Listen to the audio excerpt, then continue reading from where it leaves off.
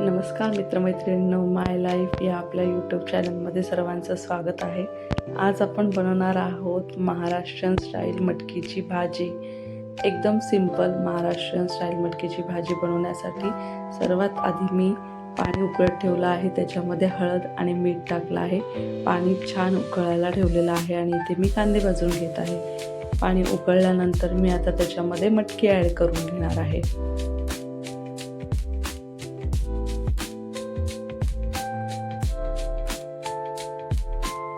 मटकीला चांगला आपण मिक्स करून घेऊया। नंतर जिथे मी कांदे भाजत ठेवले होते ना, तिथेच खोबरं ठेवलं आहे। खोबरंही छान भाजून घेऊया। अशी मटकी कुकरमध्ये न शिजवता तुम्ही टोपामध्ये शिजवा, वरती झाकण ठेवून छान तिला शिजू द्या। आता ते खोबरं मी कट करून घेते। तुम्ही बघू शकता मी तिथे कोथिंबीर, खोबरं, आलं आणि लसूण फक्त एवढंच घेतलेलं आहे। त्याच्यानंतर जे आपले कांदे होते ते घेतलेले आहे, त्या व्यतिरिक्त काहीच नाही। असं पटापट हे वाटण जरी तुम्ही रेडी करून असं ठेवलं ना, तुम्हाला जेव्हाही अशी भाजी करायची असेल तुम्ही पटकन करू शकता, पण मी जेव्हाचं तेव्हा फ्रेश करत असते। त्याच्यानंतर हे कांदे मी आता साफ करून घेतलेले आहेत।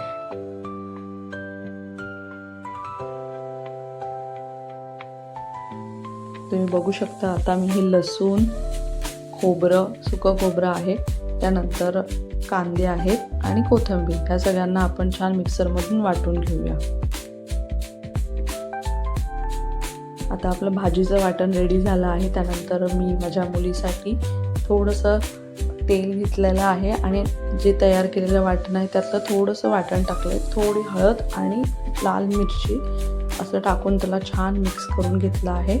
त्यानंतर त्याच्यामध्ये जी आपली मटकी आहे ती मटकी मी त्यात ॲड करणार आहे आणि यातूनच तिला आपण भाजी बनवलेली आहे। ही अजिबात तिखट नाही आहे, तुम्ही बघितलं जसं लाल तिखट मी अगदी थोडं टाकलं होतं आणि हीच भाजी मी तिला आता देणार आहे। त्यासाठी भाकर मी चुरून घेतलेली आहे, कारण ती भात खायला बघते, त्यामुळे मी आधीच भाकर पूर्ण चुरून घेतलेली आहे आणि तिला दिलेलं आहे। तुम्ही बघू शकता तिलाही आवडलेली आहे भाजी।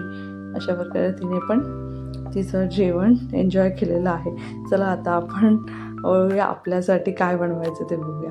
आपण आता तेल इथे छान गरम करून घेतले आणि हेच वाटण होतं, ते वाटण आता छान तेलामध्ये परतून घ्यायचं आहे। भाजी तेव्हाच छान होणार जेव्हा वाटण छान परतलं जाणार। तुम्हाला जर तुम्ही कांदे जे असतात ते डायरेक्टली गॅसवर न भाजता तुम्ही ते ऑइलमध्ये थोडंसं रोस्ट करू शकता आणि मग त्याच्यानंतर त्याचंही वाटण बनवू शकतात। दोन्ही पद्धतीने करता येतं, पण जेव्हा आपण कांदे भाजतो तेव्हा ते जास्त छान लागते, भाजीला जास्त छान चव येते, म्हणून आपण भाजून घेतले। त्यानंतर आपण याच्यामध्ये लाल तिखट आणि हळद बस एवढंच टाकलेलं आहे। मसाला छान परतू द्यायचा। सगळ्यात मोठं सिक्रेट हेच आहे की मसाला खूप छान परतू द्यायचा, तेल सुटेपर्यंत मसाला परतू द्यायचा आणि तेव्हाच भाजी खरंच छान होते। मंद गॅसवर करायचं हे सगळं आणि त्यानंतर बघू शकतात मी आता जी उकडलेली मटकी होते ती त्यामध्ये टाकत आहे आणि ती पण छान परतून घेणार आहे।